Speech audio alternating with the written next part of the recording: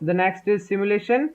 From here you can run the simulation. From here, step forward and stepping options and Simulink snapshot. So from here you can take a snapshot of Simulink. You can run it from here, step forward, backward, and stepping options you can adjust it from here. This is stepping option. If you enable stepping back, it will step back the simulations, right? Instead of this 250 steps, let's make it 100 steps. Apply and OK. Then step it forward. Now we'll step it forward.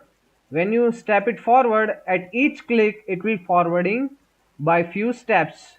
Now let me change the stepping option. Instead of this 100 points, let's make it 500. Okay, let's run it again, and now we'll do step forward.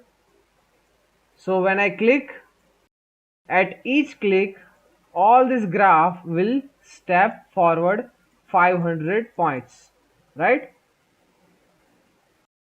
See, now